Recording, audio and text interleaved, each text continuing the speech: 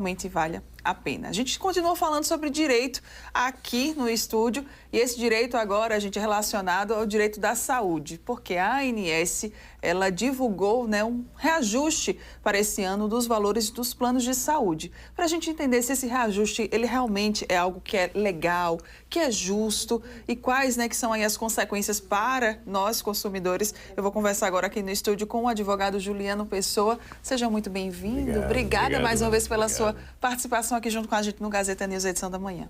Obrigado. Vamos começar falando então sobre esse assunto, esse reajuste que foi divulgado nesta semana. A gente, inclusive, até trouxe uma breve informação para você sobre esse tema. É legal? Realmente é um reajuste que acontece todo ano?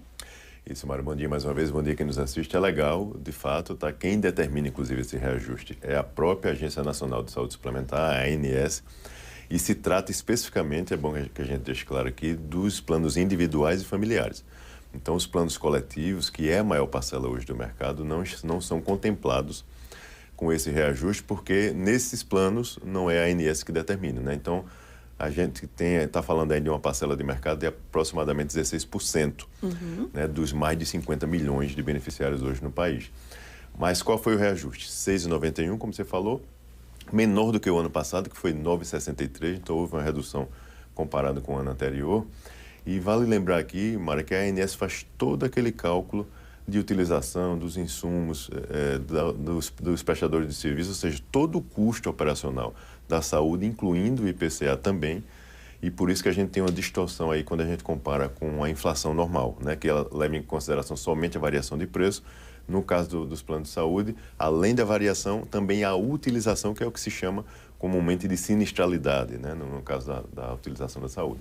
E é importante que o consumidor, a partir de agora, fique atento ao seu boleto, verificando se virá esse percentual, que é o teto e não é o mínimo, é o teto máximo que pode ser implementado. Então, é o reajuste máximo que pode acontecer, Ele é limitado a 6,91%. Era exatamente o que eu iria perguntar, Se existe algum estudo para fazer nessa base desse reajuste, Juliano? Existe, ela leva em consideração o IPCA, que é comumente utilizado para a inflação normal, mas entre esses cômputos, nesse cômputo aí, esses dados do mercado de saúde suplementar, como eu falei. Então, ou seja, os insumos, os equipamentos, a utilização em si, muito visada nesse aspecto, e por isso que a gente tem uma diferença quando a gente trata da inflação comum, que inclusive foi menor, a metade, eu diria, desse percentual. Mas sempre há essa distorção, isso é normal. O que o consumidor precisa analisar, infelizmente, é aceitar o reajuste, que é determinado pela agência, e verificar o seu boleto se vai ser computado, porque tem só uma ressalva, Mara, é importante a gente destacar, para aqueles beneficiários que contratou o plano, por exemplo, em maio ou junho. Porque quando é que virá esse reajuste? Mês a mês, no mês de aniversário. O mês de aniversário nada mais é do que o mês de contratação daquele plano. Então, quem contratou em maio e junho virá em julho e agosto, provavelmente. Como é que funciona essa conta, para que as pessoas entendam? Vamos supor um plano de R$100. Então, virá R$ 6,91 de aumento. Então, passará a ser R$ 106,91 essa mensalidade. Caso tenha algum mês retroativo, R$ 106,91 mais R$ 6,91 referente ao mês retroativo. Então, é assim que tem que vir a conta e o consumidor precisa analisar o seu boleto. Se está tudo ok, estando tudo ok, é só pagar de fato. Juliano, para quem fez o plano recentemente, Para quem já tem o plano, eu li também algo sobre um retroativo, já que esse reajuste ele foi divulgado agora nesse mês de junho, pela ANS. É porque ele abarca um período de maio, agora de 2024, a abril de 2025. Então, ou seja, todos os contratos que estejam inseridos neste período serão impactados naturalmente por esse reajuste. O que muda somente é o momento em que esse reajuste é aplicado, E aí varia de acordo com cada período de contratação, mas ninguém foge desse reajuste, infelizmente. E um outro detalhe é que as pessoas que estão inseridas, Mara, naquela grande parcela, quase 80%, mais de 80% hoje, dos planos coletivos, é importante que eles também sigam acompanhando e monitorando, porque todo ano tem uma discussão enorme, inclusive chegando até no judiciário por conta disso. Porque quando a gente olha o reajuste do plano individual e familiar, como nós falamos hoje, menor do que o ano passado. E a gente já vem ouvindo notícia aí de planos coletivos sendo reajustados acima de 20%. Então, ou seja, é uma discrepância enorme. E o que é que se justifica isso? Esse é o grande questionamento. Não há como a gente acreditar que somente os planos coletivos existe uma sinistralidade grande.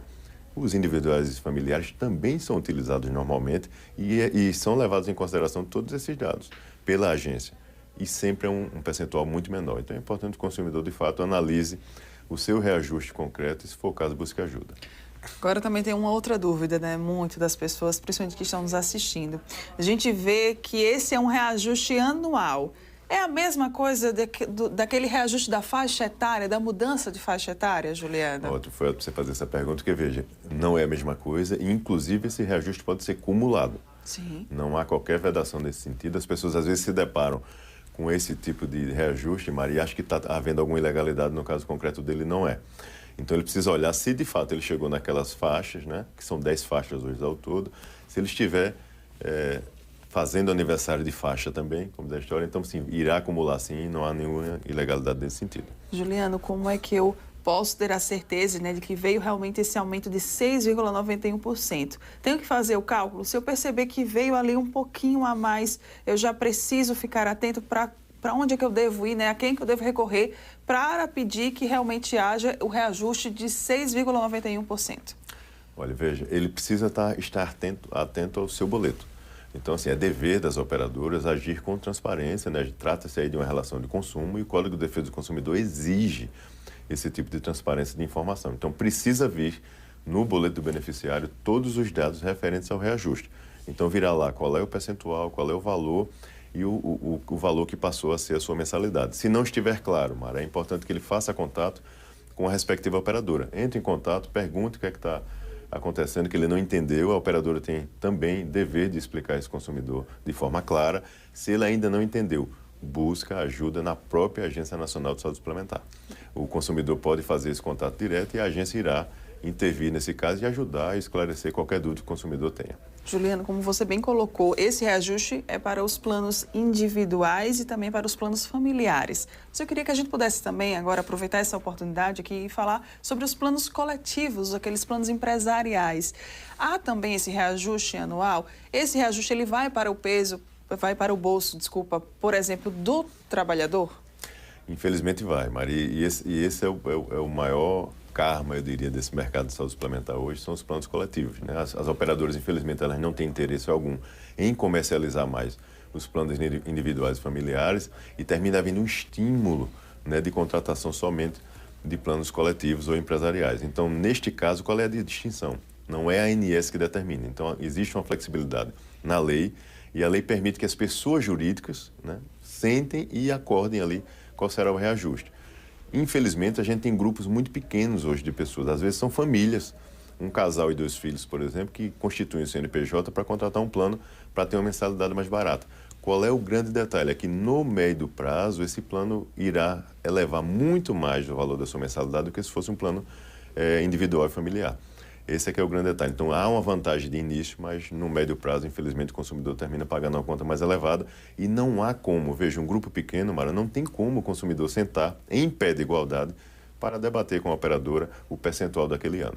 Então, esse é o grande detalhe. É importante que o consumidor pesquise muito e busque informação e ajuda antes dessa contratação. Esse é o ideal. E é importante também ficar bastante atento a essas movimentações, né, para também não ser pego totalmente desprevenido desses reajustes. Exato. As operadoras, mesmo nos coletivos, ela encaminha a informação de qual é o percentual de reajuste que foi acordado entre aquelas pessoas jurídicas e o consumidor precisa analisar. Se no caso dele houver uma discrepância, uma exacerbação do valor em relação ao que era, ele pode sim buscar ajuda e nós temos inúmeras discussões hoje, mesmo no judiciário, Marta, tratando sobre uma abusividade, né, na elevação desses planos ano a ano. Então, nada impede que o consumidor busque um profissional de sua confiança para poder analisar o seu caso concreto, verificando o histórico dos últimos 5 anos de reajuste para ver se de fato há alguma abusividade no caso dele. Muito bem, então esse é o advogado Juliano Pessoa que nos traz informações sobre esse reajuste anual dos planos de saúde, tanto individual como também o familiar, feito pela ANS. Muito obrigada pelas suas informações aqui no Gazeta News, edição da manhã. Obrigada, Juliano, mais uma vez. Agora nós vamos voltar com Priscila Espíndola, ao vivo, porque ela